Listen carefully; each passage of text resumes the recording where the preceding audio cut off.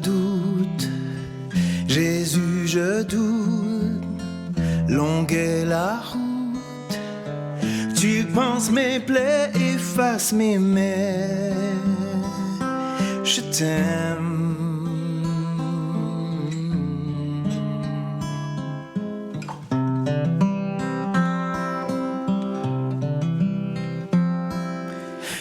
Jésus, j'ai peur. Jésus, j'ai peur. Dans ma noirceur, prends-moi la main jusqu'à demain. Je t'aime.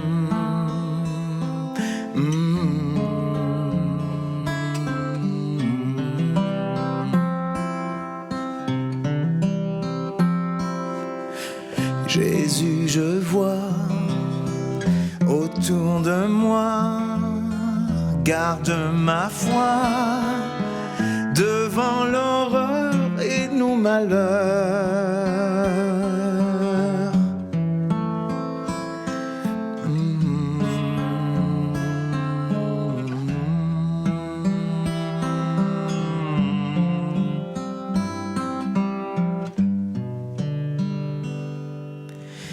Jésus, je traîne là dans mes veines, combien mes chaînes sur ton dos ont marqué ta peau.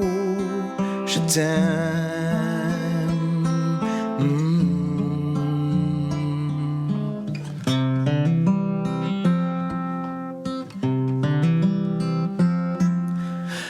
Jésus, tu t'offrir même, geste suprême, sur la croix tu m'as fait à toi.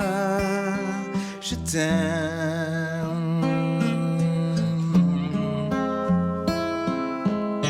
Sur la croix tu m'as fait à toi. Je t'aime.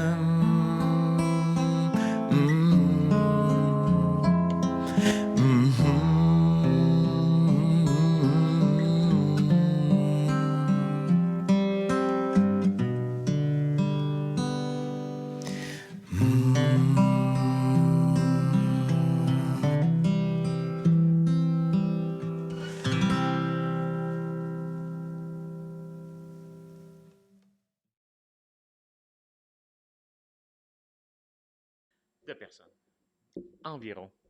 Et bon matin. Ce matin, on est dans la troisième d'une série de Jonas.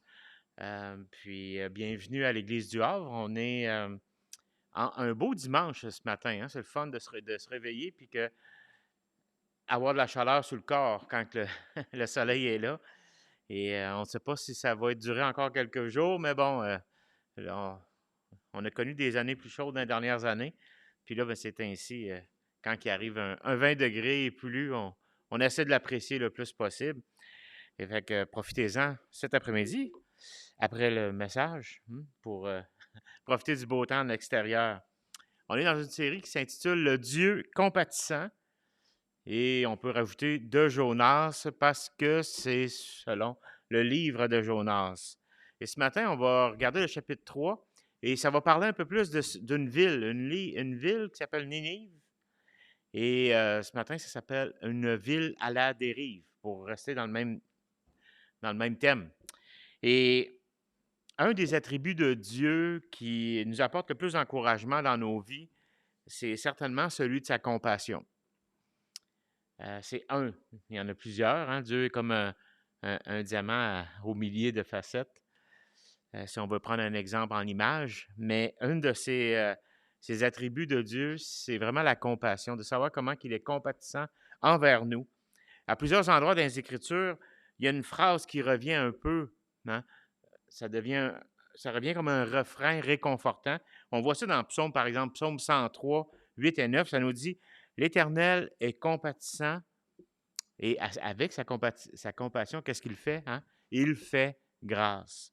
Il est lent à la colère, riche en bienveillance. Il ne conteste pas sans cesse, il ne garde pas sa colère à toujours. » Et un des plus beaux exemples de la compassion de Dieu, on le retrouve dans le livre de Jonas. Puis, au travers de tout le livre de Jonas, mais en particulier au travers du chapitre 3. Parce qu'au travers du chapitre 3, on voit la compassion de Dieu envers des gens qui ne sont pas aimables, en quelque sorte.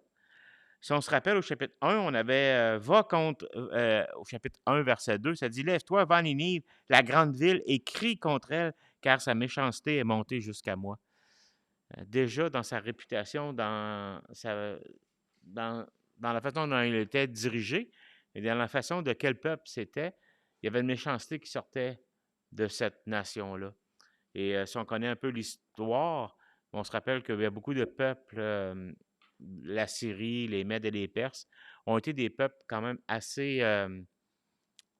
les peuples conquérants sont souvent comme ça, malheureusement, mais ils sont assez violents et usés de tromperie envers les adversaires.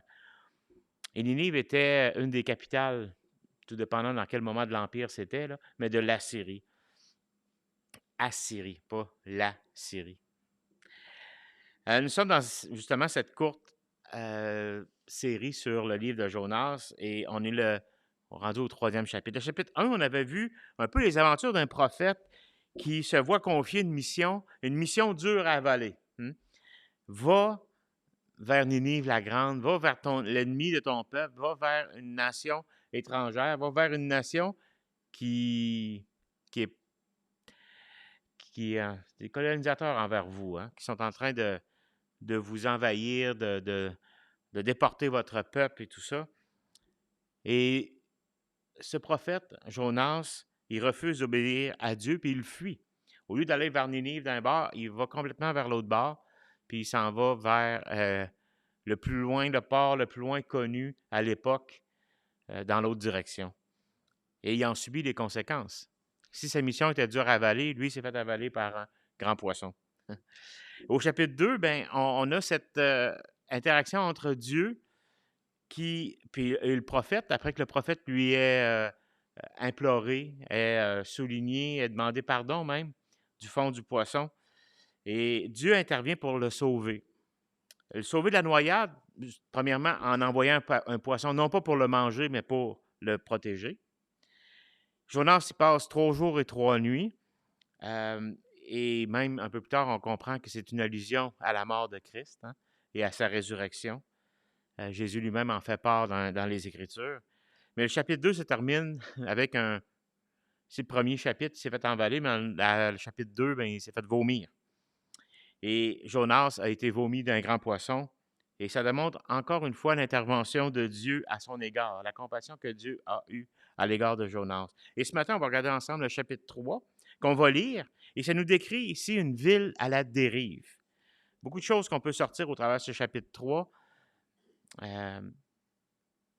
par rapport aussi à la compassion de Dieu. Au chapitre 3, si vous voulez lire avec moi, on est dans Jonas. Ça nous dit: La parole de l'Éternel fut adressée à Jonas une seconde fois en ces mots. Lève-toi, va à Ninive, la grande, et proclame-y la publication que je t'ordonne. Et Jonas se leva et alla à Ninive selon la parole de l'Éternel. Or, Ninive était une très grande ville de 3 jours de marche. Jonas fit d'abord dans la ville une journée de marche, et il criait et disait: Encore 40 jours et Ninive est détruite. Les gens de Ninive crurent à Dieu, et ils publièrent un jeûne, et ils se revêtirent de sacs depuis les plus grands jusqu'aux plus petits.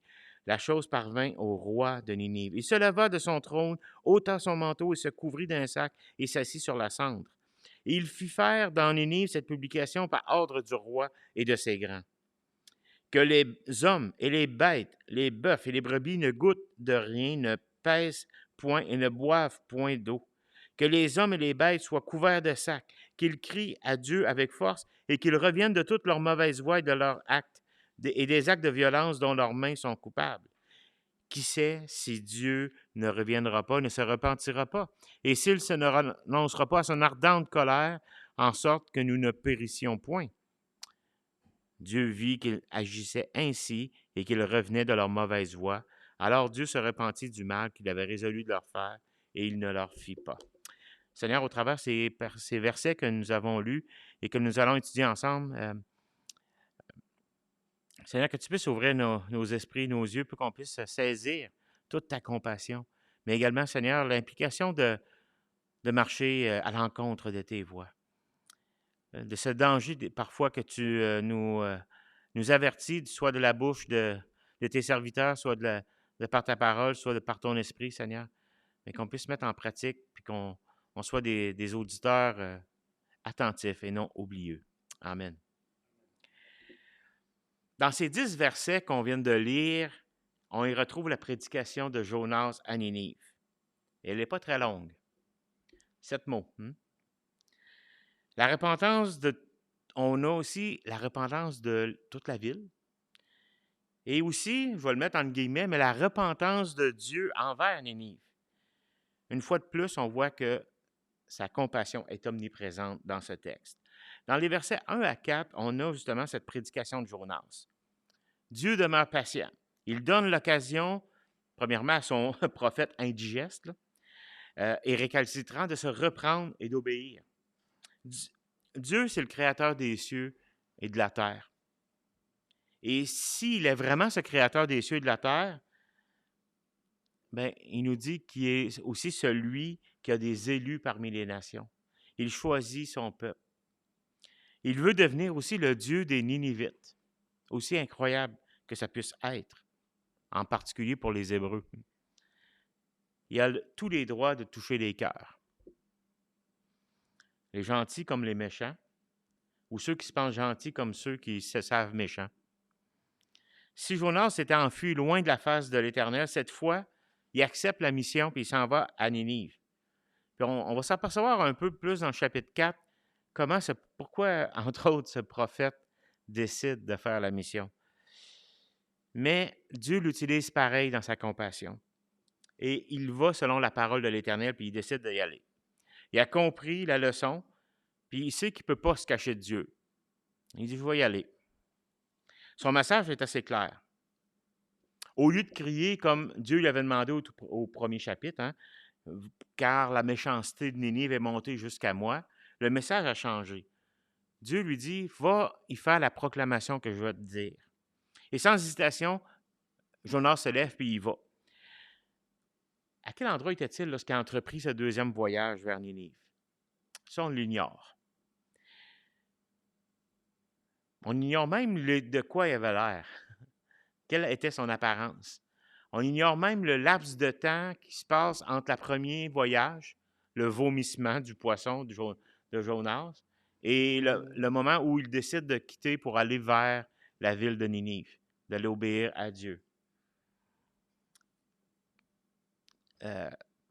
Probablement qu'il y a une réputation qu'il suivait, ou qu'il précédait plutôt. Pas qu'il suivait, mais qu'il précédait. Mais Ninive était une des grandes capitales du monde de l'époque. C'était la capitale de l'Assyrie. Et avec les banlieues, avec toutes les petites bourgades autour de Ninive, et selon des sources historiques, sa muraille pouvait faire par endroits jusqu'à 13 km de long. La ville s'étendait sur plus de 750 hectares. Entre autres, si vous voulez avoir un petit résumé de ça, Wikipédia en fait un petit résumé de cette ville de Ninive, de toutes les fouilles qu'il y a eu, puis comment elle a grandi au fil des empires, puis tout ça. Elle se trouve auprès de la ville actuelle en Irak, Mossoul, dans le nord de l'Irak, sur le bord du Tigre, un fleuve. Selon la fin du livre, Dieu dit qu'à ce moment-là, il y avait plus de 120 habitants qui ne connaissaient ni leur droite ni leur gauche. On va le voir dans le chapitre 4, mais il y avait plus de 120 habitants. Puis ça, il est fort probable que seuls les hommes étaient inclus dans ce décompte. C'était souvent une façon de calculer. Calculer les hommes, ça donnait un nombre de familles, puis ça disait le nombre d'habitants, de chefs de famille qu'ils pouvaient avoir. Donc, si on multipliait par 4, mettons, ben, ça donnait un autre total. Mais ça dit on sait qu'il y a au moins 120 000. Et ça, c'était la méthode de calculer, pas simplement par les Hébreux, mais il y avait bien d'autres peuples qui calculaient un peu comme ça la population. Bon, aujourd'hui, c'est différent, mais dans certaines époques, c'était comme ça qu'on calculait un peu la population de certains villages. Puis même, des fois, on calculait par maison. parce que dans une maison, il pouvait avoir des fois jusqu'à 10, 15 personnes, là. Mais il disait que c'était une bourgade de tant de maisons. Fait que là, la population exacte, c'est un petit peu dur à savoir. Mais Jonas, il marche pendant 3 jours. Euh, on, Si on regarde le texte, on s'aperçoit que ce n'est pas nécessairement une ville que ça prenait 3 jours à marcher, à traverser, mais c'est 3 jours à se promener dans la ville. Donc, mais c'est une ville quand même assez énorme là, pour l'époque. Là. Mais c'était comme ça. Là. On se promenait dans la ville, puis ça lui dit que la première journée, il s'est promené, puis il a crié son message pendant une journée. Et, mais ça pouvait prendre jusqu'à 3 jours pour la parcourir en entier. Et pendant que Jonas commence, toute cette histoire-là nous fait quand même écho au fait que lui, il a été 3 jours et 3 nuits dans le ventre d'un poisson, dans l'estomac d'un poisson. Et son message au verset 4 est à la fois un ultimatum ou une annonce d'un jugement, mais en même temps, c'est une annonce de grâce. Regardez, si on relit le verset 4 du chapitre 3, ça nous dit « Jonas fit d'abord dans la ville une journée de marche, il criait et disait « Encore 40 jours, et Ninive est détruite. » 40 jours de délai, mais il est arrivé un autre bouleversement. Mais 40 jours, c'est un chiffre qui revient souvent dans les Écritures. Que ce soit avec Moïse, qui était 40 jours auprès, sur la montagne du Sinaï, pour recevoir les tables de la loi. Jésus, 40 jours dans le désert. Il y a plusieurs autres fois. Il y a Élie, je pense, qui s'est sauvé. Il était 40 jours, il a fait 40 jours de jeûne, puis s'est sauvé après avoir eu une interaction avec les prophètes de Baal.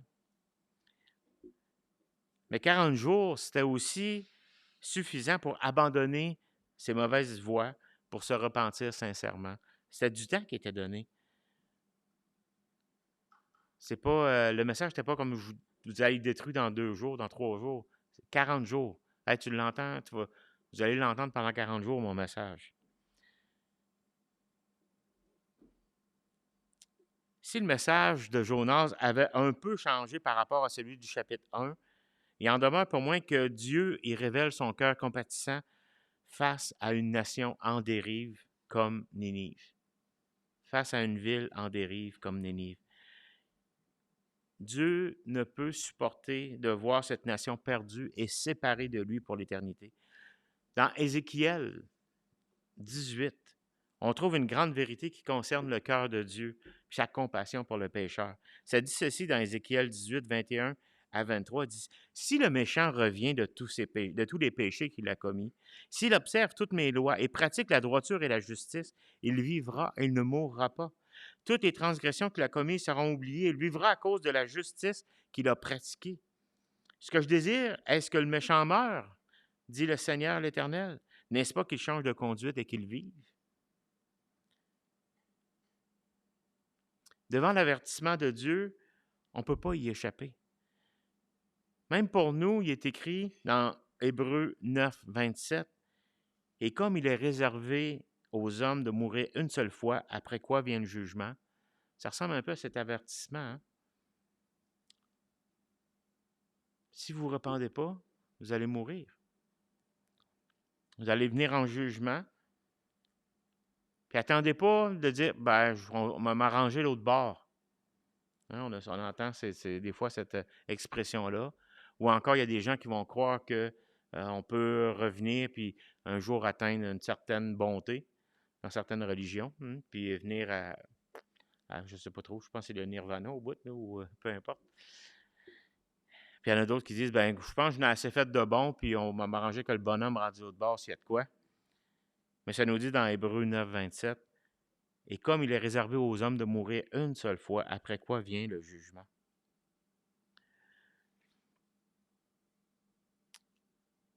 Même aujourd'hui, c'est le même message qui est envoyé aux gens, aux nations, à tout le monde. Encore un peu de temps, puis Dieu va intervenir.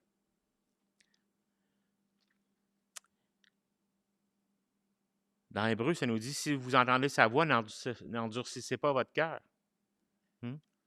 Si vous entendez cette voix de Dieu qui vous dit « Repends-toi, je t'aime ».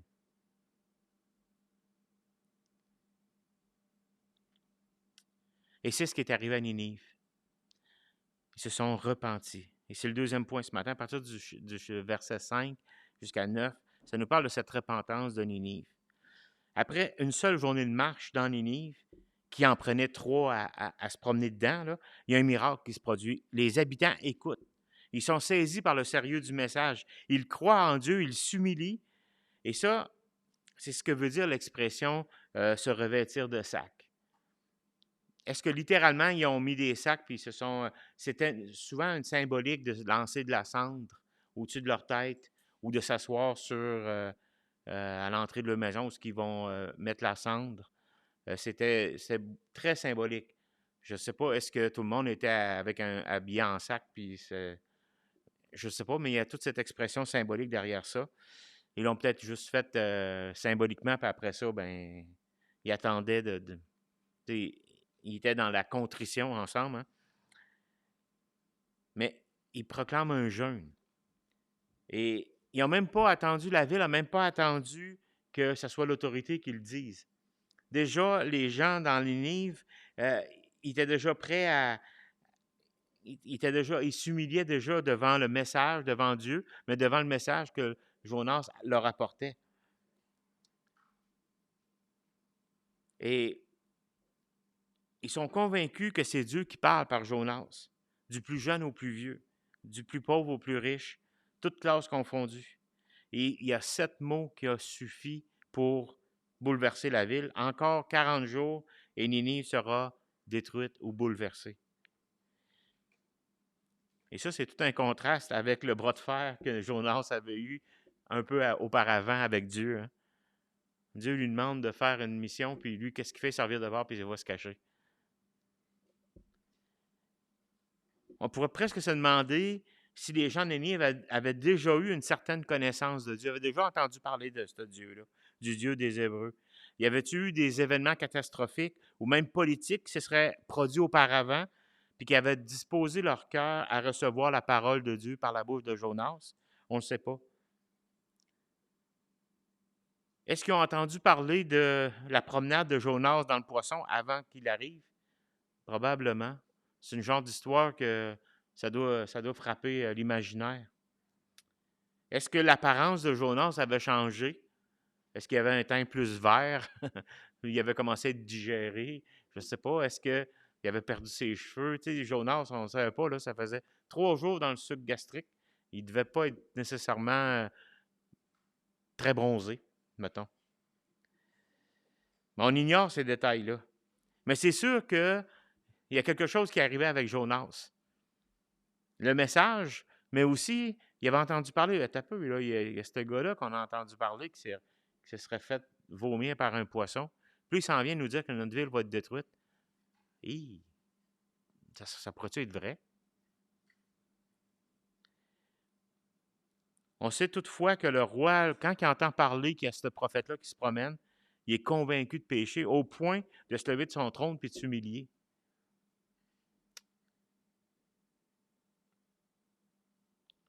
Il échange son habit royal pour un sac de crin, puis il décrète un jeûne total, même pour les animaux. Hein?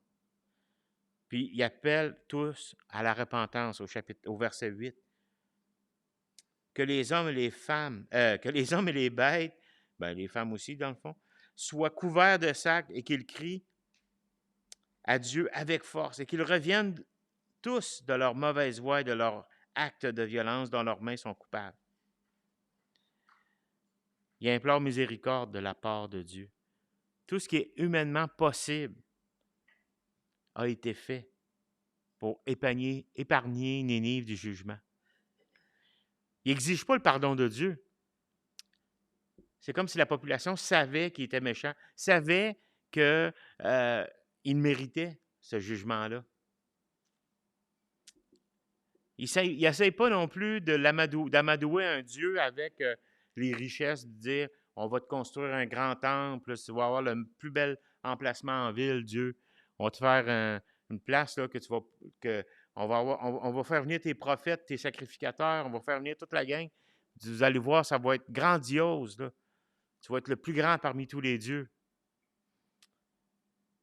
Il implore miséricorde et grâce de la part de Dieu. C'est comme si tout ce qu'eux avaient eu comme Dieu, avaient eu comme croyance, ça c'était plus bon, puis ils imploraient la miséricorde de Dieu. C'est un peu comme les marins. Vous vous rappelez les marins dans le chapitre 1? Qu'est-ce qu'ils ont fait? Ils n'ont pas commencé à dire, ben, tu sais, c'est toi le Dieu le plus puissant, puis non, ils ont dit, t'es le seul Dieu. Puis ils ont prié le Dieu de Jonas, puis le créateur de l'univers, des cieux et de la terre. Puis ils se sont tout de suite tournés vers le seul vrai Dieu. C'est pas qu'ils ont tenté de le mettre à la meilleure place, c'est qu'ils ont jeté les autres, puis ils ont donné la seule place à Dieu. Puis ils ont imploré Dieu de venir à leur secours. Le roi demande pour sa ville la clémence du juste juge. Parce qu'il savait que le jugement était donné. C'est une belle leçon pour nous. C'est quand la dernière fois qu'on s'est humilié devant Dieu pour lui demander d'avoir pitié de nos actes, pour des choses qu'on fait, des pensées qu'on a, mais aussi pour tous nos compatriotes ici au Québec, dans notre ville, du monde rebelle devant Dieu. Michée 7, 18 nous dit ceci. Quel Dieu est semblable à toi, qui pardonne l'iniquité, qui oublie les péchés du reste de ton héritage. Il ne garde pas sa colère à toujours, car il prend plaisir à la miséricorde. Lorsqu'on regarde la réaction de Ninive, du roi, on est interpellé par son attitude d'humilité, puis de toute la ville. Jamais dans l'histoire connue, on assiste à une réponse pareille envers Dieu, envers l'Éternel, aussi rapide puis aussi étendue que celle qui est arrivée à Ninive. Il a fallu que 7 mots pour produire une foi puis une repentance de la sorte. 7 mots.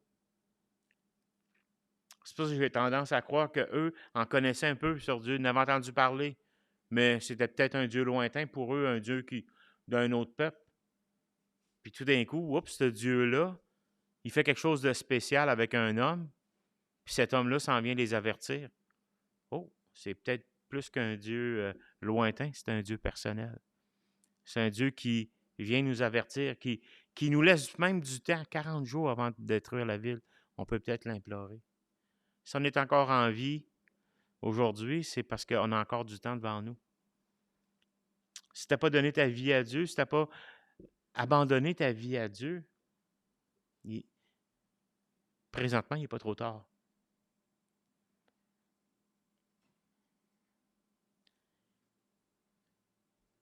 Présentement, tu peux te repentir. Et ça nous amène au 3e point, qui nous parle de cette repentance de Dieu envers Ninive. Ce verset 10 que je veux relire, ça nous dit ceci. Dieu vit qu'ils agissaient ainsi et qu'ils revenaient de leur mauvaise voie. Alors Dieu se repentit du mal qu'il avait résolu de leur faire et il ne le fit pas. Ce verset 10, il nous proclame que Dieu a des sentiments, qui est sensible à ceux et celles qui reviennent de leur mauvaise conduite, qui est compatissant, qui est lent à la colère, qui est riche en bonté, en bienveillance. C'est un Dieu qui a des sentiments. L'auteur utilise des mots pour exprimer en termes humains ce que Dieu ressent et ce que Dieu décide de faire pour Ninive. En théologie, on appelle ça de l'anthropomorphisme. C'est-à-dire, c'est attribuer à Dieu soit des sentiments ou des fois des parties de corps. Là. Tu sais, quand il dit sa main n'est pas trop courte, pour veiller sur nous. Si Dieu est esprit, ben, il n'y a pas nécessairement de main. Mais pour qu'on comprenne, ça nous dit que c'est des anthropomorphismes. Mais ça arrive aussi au niveau des sentiments. Au niveau de toutes les facettes de Dieu, comment il est. Il est bonté, il est amour. On sort tout ça, mais ce sont des mots humains qui nous aident à comprendre qui est Dieu. mais ce sont des mots quand même finis devant un Dieu infini. On ne saisira pas tout l'amour de Dieu. On ne saisira pas toute la compassion de Dieu. Mais on en comprend un peu parce que c'est exprimé avec des mots humains. 1 Samuel 15, 29, ça nous dit ceci.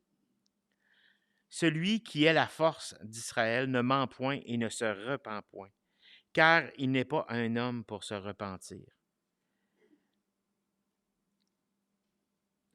Ça nous laisse un peu perplexes parce qu'on se dit, ben, si Dieu ne se repent pas, pourquoi?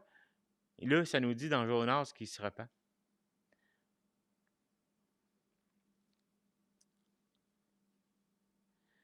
Dieu n'est pas un être humain pour se repentir ou éprouver du regret.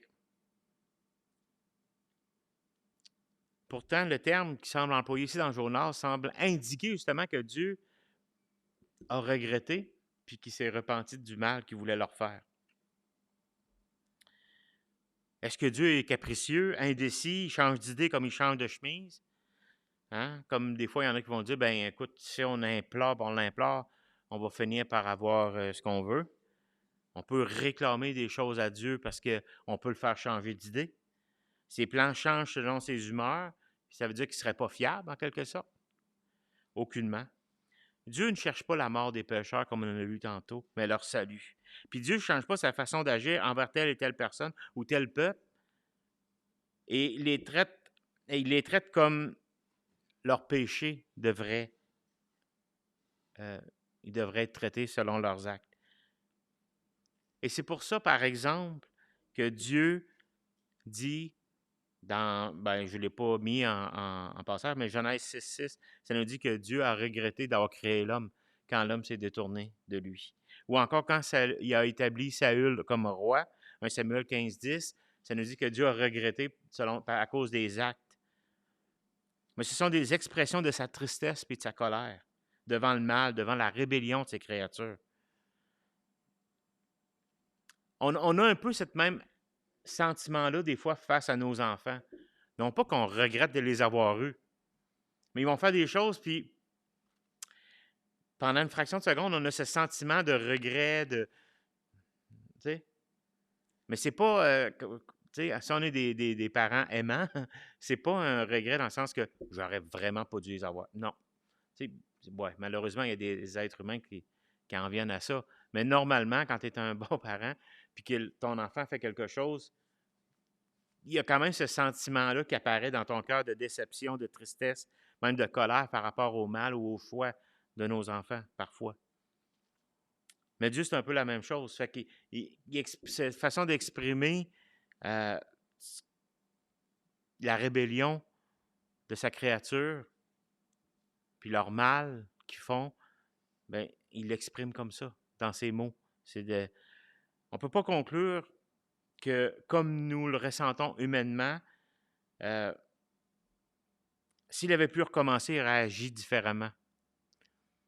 C'est pas dans ce sens-là. Mais quand un coupable se repent, il abandonne ses voies tortueuses, Dieu répond par sa grâce, puis il enlève son jugement.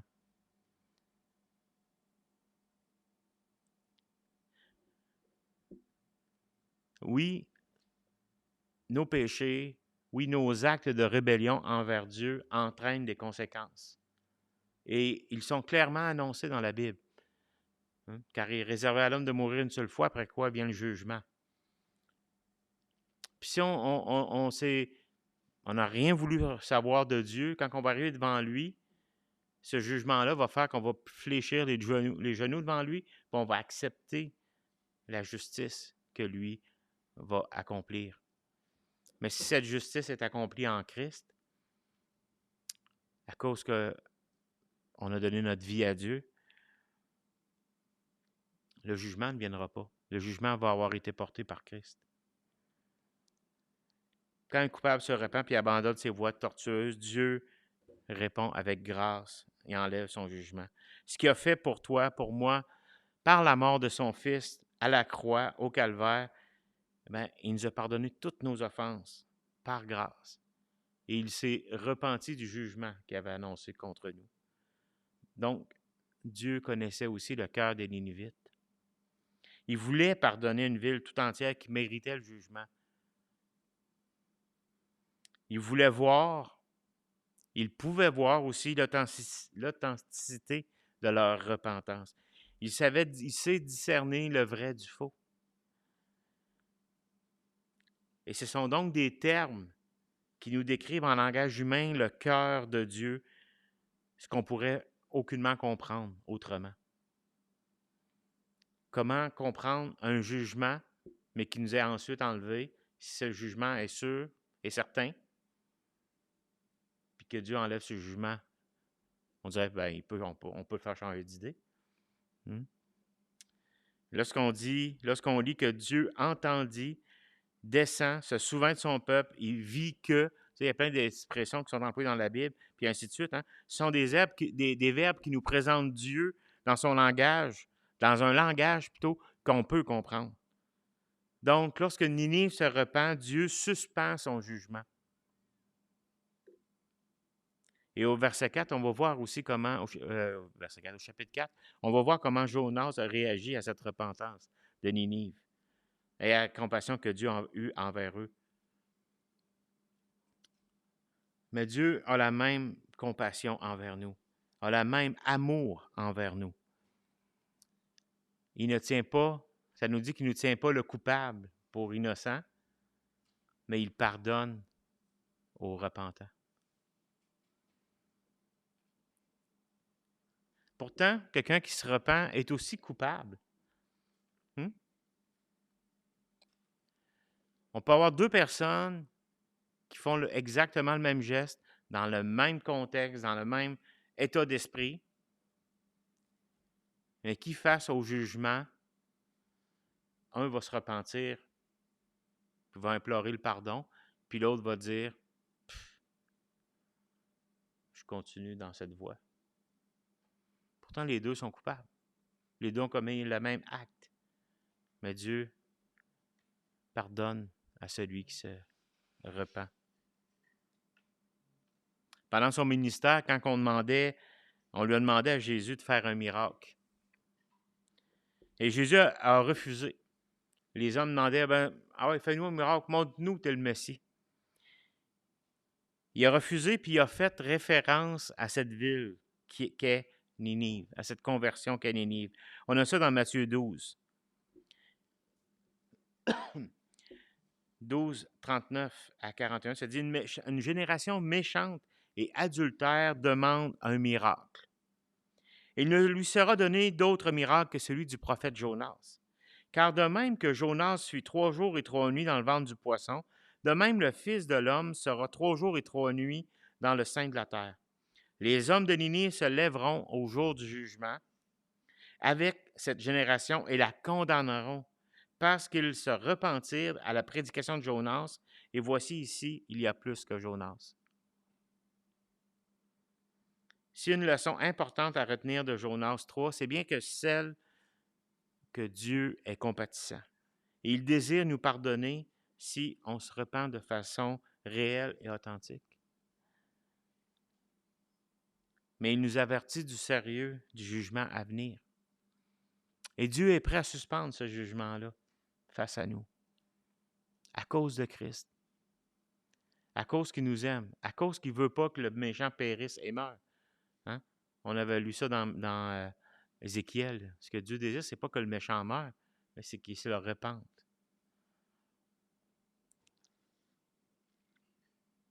Est-ce qu'on a goûté à la compassion de Dieu? Est-ce qu'on a abandonné nos fautes et nos vies à Christ?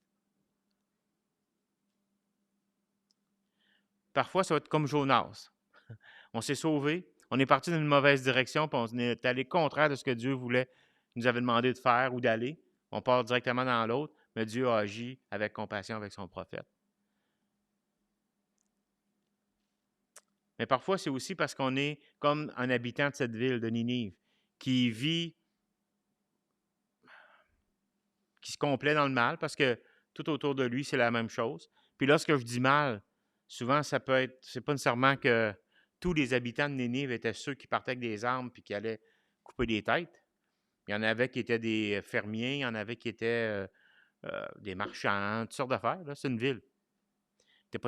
Ils n'étaient pas tous aussi méchants qu'ils pouvaient l'être, mais ils vivaient dans un système que pour eux, Dieu était lointain, inexistant, peu importe. Mais lorsqu'ils ont entendu cette prédication, cette annonce d'un jugement, oh, il y a un Dieu qui me parle ici. Puis il y a un Dieu qui est prêt à être compatissant. Est-ce qu'on crie face à la grâce de Dieu? Est-ce que tu cries face à la grâce de Dieu? Est-ce que tu demandes à Dieu de te faire grâce? Est-ce que tu abandonnes tes fautes et ta vie à Christ? Père éternel, merci pour tant d'amour, tant de compassion, pour tout ce que tu fais envers nous, puis même lorsqu'on se sauve, tu nous ramènes. Même lorsqu'on ne croit pas en toi, ou on ne croyait pas en toi, tu as su choisir les mots, les actions pour venir toucher nos cœurs. Et ce matin, Seigneur, parle au cœur de ceux qui ne te connaissent pas, qui se posent cette question, est-ce que ce Dieu est vivant? Est-ce que je peux vivre sans ce Dieu? Touche aussi nos cœurs, à tous ceux qui ont déjà donné leur vie à toi, mais qui luttent avec différents éléments dans leur vie. Seigneur, tu as eu compassion de ton prophète, tu as eu compassion d'une ville méchante. Tu peux avoir compassion de moi. Aie compassion de nous.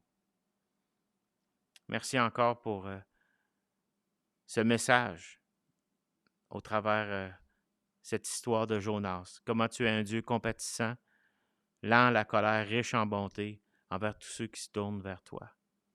Et suspends, Seigneur, ton jugement envers tous ceux qui nous écoutent ce matin, tous ceux qui entendent ta parole, Seigneur. Suspends ton jugement, touche leur cœur afin qu'ils puissent se tourner vers le Dieu compatissant, le Dieu gracieux. En Jésus-Christ, nous te prions. Amen. Je vous souhaite une belle semaine à tous. Puis, je sais que la saison des vacances va commencer bientôt.